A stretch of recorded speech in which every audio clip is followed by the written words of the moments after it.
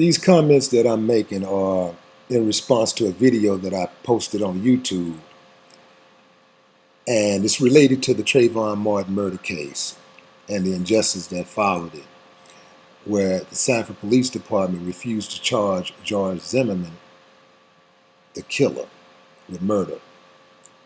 All you racists out there, before you get started on your comments and hitting the dislike button, you might want to think about what you're going to say. Try to come up with some new terms, because I know you're ignorant. We know you're ignorant, but you don't want to sound ignorant.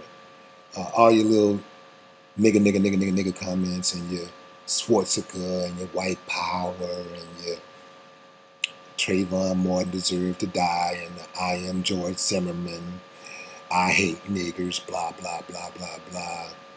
That's kind of old. It's played. I try to be a little bit more creative. But I tell you what, your comments does do. It shines a light on the magnitude of the problem of racism in America. And it's important for the rest of the world to see this. See America for what it really is.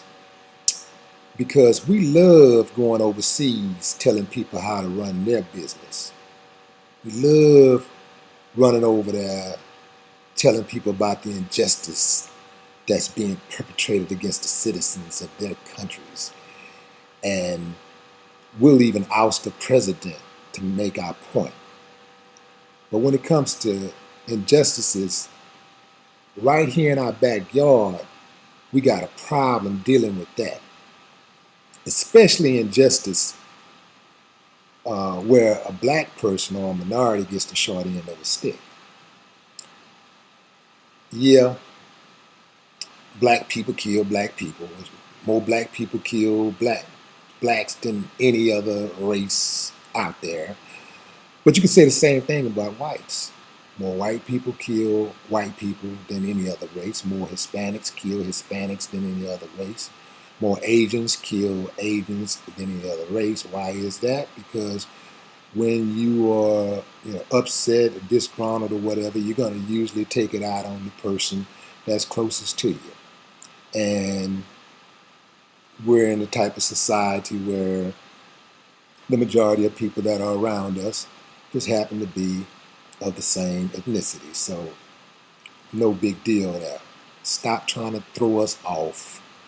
We know it's a problem, but stop trying to throw us off and get us distracted about this case, trying to minimize the fact that a kid was murdered in cold blood.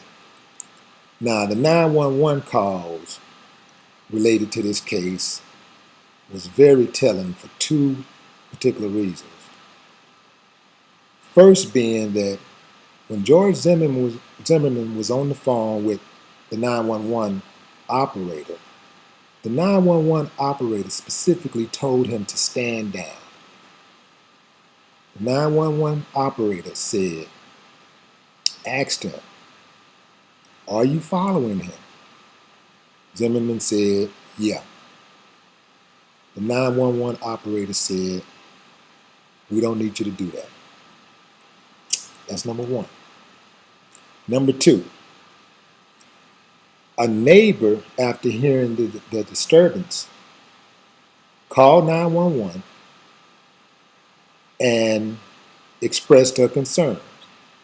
On the neighbor's end of the phone call, you can hear a child in the background screaming, "Help me, help me."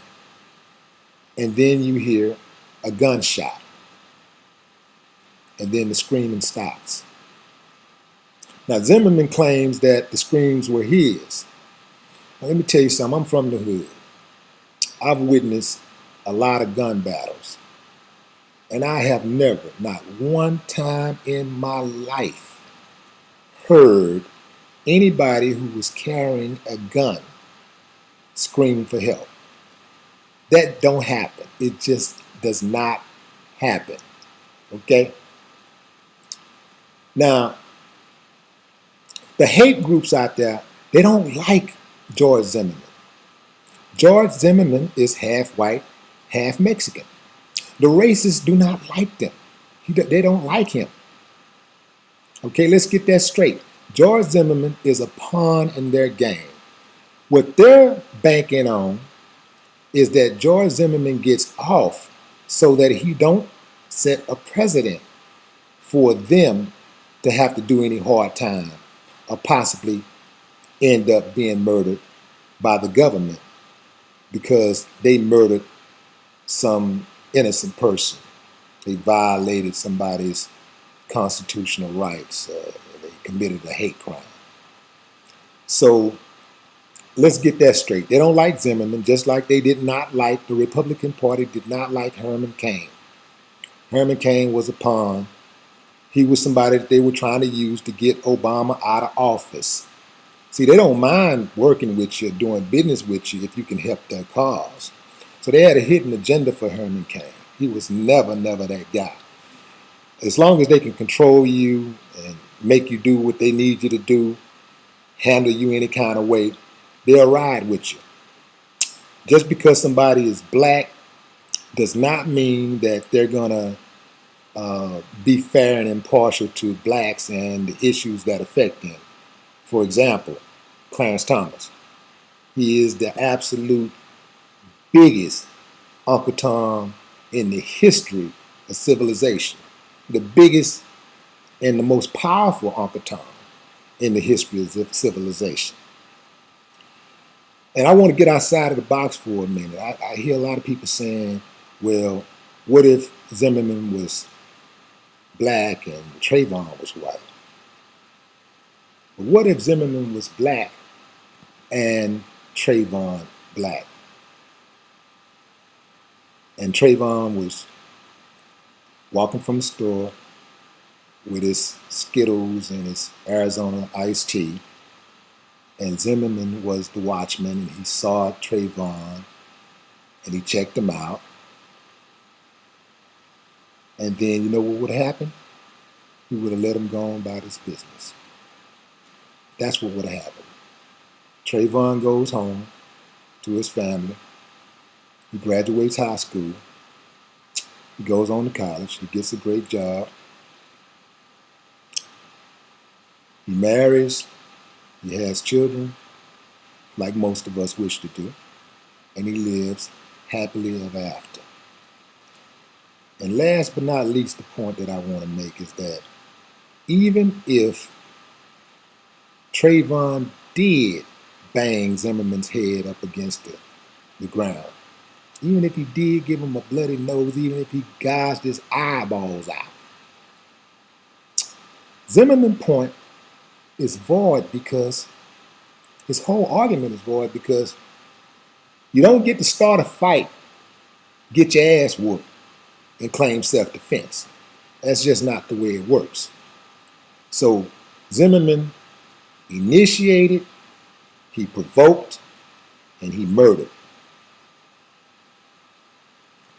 He's guilty. Case closed.